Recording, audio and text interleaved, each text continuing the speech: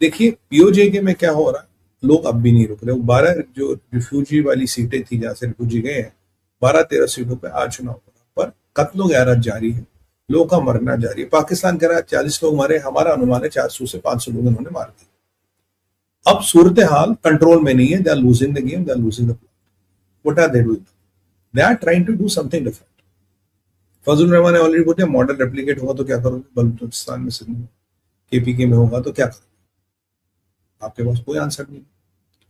अब इन्होंने कह दिया देखो जी, अब जो हमारे वाला कश्मीर का मुसलमान है वो देख रहा है पीओजेके में क्या, और से बता पीओजेके में कितनी हालत है।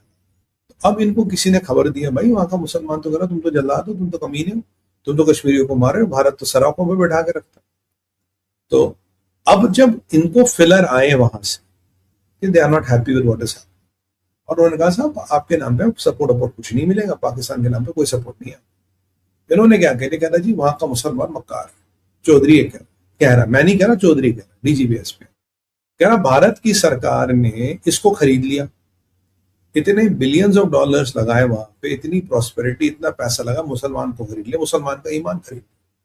तो मतलब चौधरी तू ये मानता कि भारत ने वहां पैसे लगाए, तू ये मानता वहां बिलियंस ऑफ डॉलर लगा, भाई तेरे तो पुश्तों की औकात 1 बिलियन की नहीं, तू तो 1 बिलियन के लिए तेरे जूते घिस रहे थे, तेरे हुक्मरानों के आईएमएफ के चक्कर लगा रहे थे। जो बिलियन होंगे भाई तभी तो लगाएंगे ना। अब तुम्हारे तो 7 पुश्तों में मिलियन की औकात में, तो बिलियन कहां से लगाओ? और तुम ये कह रहे हो कि कश्मीर का मुसलमान बिक चुका क्योंकि वो पीस और प्रॉस्पेरिटी चाहता है, और जो वहां का मुसलमान अपना हक चाहता है वो यहूदियों का दलाल। यहूदियों का दलाल बोल दो, काफिर बोल दो। कल तो अफगानियों को काफिर, तालिबानियों को काफिर घोषित कर ही दिया, पीओजे वालों को भी काफिर घोषित कर दो। भाई मुसलमान तो तुम ही हो, बाकी तो सारे काफिर है। और ये जो आप प्रकरण देख रहे हो कि भाई वहां के मुसलमान को खरीद लिया, भारत ने पैसा डाल दिया और वहां का मुसलमान बिक गया। बस पंजाब का सुन्नी मुसलमान ईमान पे टिका, बाकी दुनिया का हर मुसलमान बिका। या तो मोहम्मद बिन सलमान को भी तुम यहूदियों का दलाल कहते हो। मतलब इनकी मेंटल सिकनेस, मेंटल बीमारी की इंतहा हो गई है, लिटरली इंतहा ऑफ मेंटल बीमारी। मेंटल बीमारी at the best, that is what it is happening to them. क्या बोले साहब? अब ऐसे में अगर आपको थोड़ा बहुत एंटरटेनमेंट चाहिए, एंटरटेनमेंट एंटरटेनमेंट एंटरटेनमेंट, वो वाला एंटरटेनमेंट, तो ऐसे में एंट्री होती बिल्लो रानी की। बिल्लो रानी कहो तो अपनी जान दे दो। बिल्लो रानी की उर्दू ऐसी माशाअल्लाह है, हाय 4 शायर तो गश खा के मर जाए। और बिल्लो रानी अपनी अजीब सी उर्दू और अभी सी लटके झटके टोन में कह रही है कि पाकिस्तान की सियासत से मिलिट्री को अलग रखा जाए, फौज हमारे मुल्क का बड़ा बड़ा। उसकी उर्दू भी ऐसी है, उसे उर्दू बोलनी नहीं आती, हिलता वैसे खट खट खट खट खट खट खट खट। मुझे लगा पुराना स्टीम इंजन हो, जब पुराना स्टीम इंजन है वो पहले 2-3 बार ट्रैक पे फिसलता, उसका टायर फिसलता था, धीरे धीरे फिर वो चलने लगा। तो ऐसे कुछ बोल रहा था। तो उसका कहने का मतलब है साहब फौज जो है ये पाकिस्तान को अलग रखो, फौज को सियासत में मत घसीटो, फौज इज नॉट पार्ट ऑफ सियासत। अबे नामाकूल, अबे अल्लू के खजूर, एक बात बता, पाकिस्तान में तो फौजी सियासत है, सियासत ही फौज चलाती, आर्मी इज द पॉलिटिक्स। अभी जो लोग बात करें मुल्ला मुनीर को हटाओ, इससे राजनीति नहीं हो रही, तो यार ये तुम क्या बात कर रहे हो, क्या बकवासबाजी कर रहे हो यार, कि नहीं है जी, वो नहीं है। अबे तू इतना माकूल है, फौज के जूते चाटने पे उतर गया। तेरी माँ को किसने मारा? नामाकूल। तेरे नाना को किसने मारा? फौज ने मारा।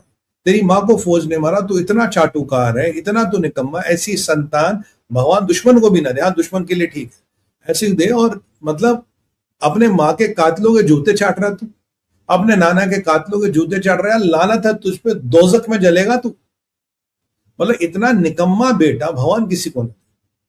क्या कह रहा है कि फौज तो आया, फौज तो मतलब इनके पिछवाड़े पे लात मारी हुई। मुनीर ने बोला चलो, बोले सर फौजी। पर जो पाकिस्तान में हालत है उसको लेके कोई नहीं बोला। बिलावल भुट्टो का मैंने वीडियो देखा था साहब, एक घर देखिए इसका। घर क्या, कहीं 100, कहीं 10, 20, 50 एकड़ों का महल है, महल। पाकिस्तान के बादशाही है, रजवाड़े हैं पाकिस्तान के। कॉमन आदमी के लिए टमाटर खरीदने के लिए किडनी बेचनी पड़ती, कोई बात नहीं, ये तो रजवाड़े हैं, इनका तो ठीक।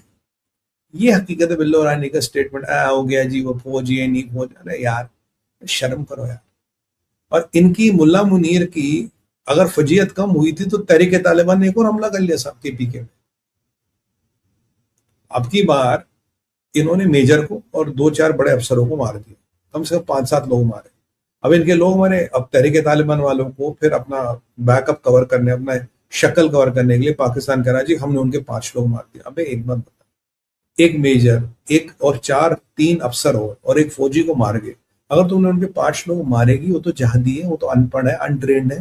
तुम्हारी फौज की औकात है कि 5 लोग मार दे, और तुम तो अपना ऑपरेशन चला रहे थे, कॉर्डन चला रहे थे, तुम्हारे साथ तो पूरा लाव लश्कर था, तो 4-5 लोग आए थे, तुम तो पूछे 1000-500 जितने भी थे उसमें भी तुम्हारे 5 लोग ठोक गए, और मुल्ला मुनीर कह रहे जी पाकिस्तान की वो। इसीलिए वो उसको कह रहे हैं भाई देख, हर चीज का सोल्यूशन बंदूक नहीं होती, बहुत सी चीजों का सोल्यूशन पॉलिटिकल होता, पॉलिटिशियन करते। तू पॉलिटिशियन है नहीं, तू तो वैसे ही पता नहीं किस अनपढ़ मौलवी का बेटा, और पता नहीं कहां से तू घुस के बैठ गया।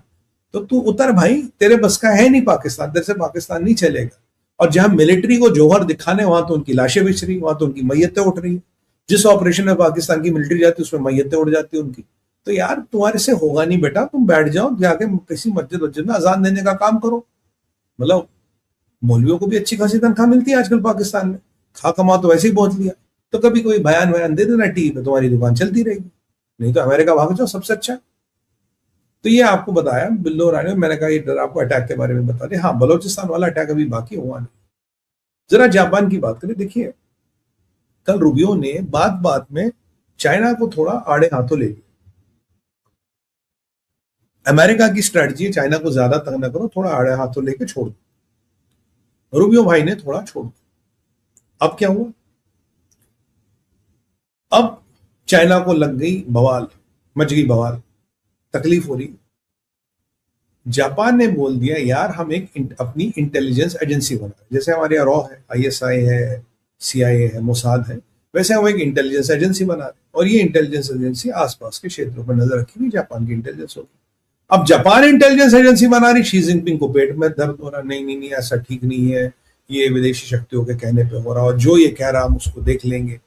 मतलब हद होती है डरपोक बनने की। यार कौन सा एटम बम बना रहे, वैसे एटम बम ताकाशी बना रही है, बट अभी इंटेलिजेंस एजेंसी ने तुम्हारा हाल लिया, और अगर कल वो एटम बम बना दे तुम तो पेंट में ही तुम्हारा काम हो जाएगा। एडल्ट डायपर भिजवाने पड़ेंगे मुझे यहाँ से, क्योंकि तुम्हारे यहाँ वो जो डायपर मिलते हैं उनकी क्वालिटी ठीक नहीं हो, तो लगाना ला लगाना एक ही बात है। तो आप इनकी डर की पराकाष्ठा देखिए कि डर कितना लग रहा है इसको, स्केर्ड है। और ताकाशी बड़ी बहादुर महिला है, बहुत दबंग औरत है। अब ये पाकिस्तानियों ने क्या कर दिया, इनका एक कारनामा सुना था। जापान में साहब इन्होंने मस्जिद बनाई, इन्होंने बिना परमिशन के मस्जिद बना ली। इन्हें सोचा यार ये तो पाकिस्तान ने मस्जिद बनानी। और हालत इतनी कि जापान का एम्बेसडर तो पाकिस्तान और मस्जिद का इनॉग्रेशन करने भी पहुंच गया। मैंने कहा आप तो इनॉग्रेशन एम्बेसडर करेंगे, तो एक डिप्लोमेटिक मसला बनेगा जनाब, कुछ नहीं कर। सबसे पहले वहां के म्युनिसिपल कमिश्नर ने शायद टोक्यो में बनाई थी, उस मस्जिद को इलीगल घोषित कर दिया, और जापान की सरकार ने डिमोलिशन ऑर्डर भी दे दिया। बोला उतारो मस्जिद। इन्हें लगा था पाकिस्तान में बैठे कोई फर्क नहीं पड़ता। और जो जापान का एम्बेसडर है, जो पाकिस्तान का एम्बेसडर जापान है, उसको जरा समन भी भेज दिए, बड़ा जरा सवाल जवाब।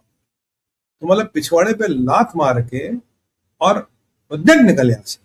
ये पाकिस्तानियों का हाल जापान में। और इनका अब्बू चाइना को तकलीफ हो रही, जापान इंटेलिजेंस एजेंसी बना रहा, और बिला वाला ए पाकिस्तान की फौजी, पाकिस्तान की कौमी मिल। अबे अल्लू के खजूर, मतलब क्या बताऊं तुझे। बड़ी जापान का मुझे बड़ा अच्छा लगा मिस्ताकाशी का, पिछवाड़े पे लात। बोला बेटा मस्जिद नहीं बनी, औकात में रहो, चुपचाप चलते रहो, नहीं तो हम तुम्हें चला देंगे। पाकिस्तानी मुन्ना, पाकिस्तानी औकात में रहो, वरना देख लोगे, नाप लिए जाओगे। तो बाकी पीओजेके में सर परिस्थिति खराब है। पीओजेके में से कुछ लोग मोरक्कन मॉडल फॉलो करके यहाँ ना आए। मैं तो ये मानता हूँ भारतीय सेना तैयार है, मैं मानता हूँ भारतीय सेना के पास प्लान है, क्योंकि ऐसा यहाँ हो सकता है। कुछ लोग ऐसा कह रहे हैं Morocco model perfected in Spain can be replicated in PoJK to Bharat. बाकी हम तो तैयार हैं, और उसके बाद का इम्प्लीकेशन वो, हम स्पेन तो है नहीं, हम तो घर में घुस के मारेंगे। बट तैयार रहने की जरूरत है, क्योंकि मॉडल को हल्के में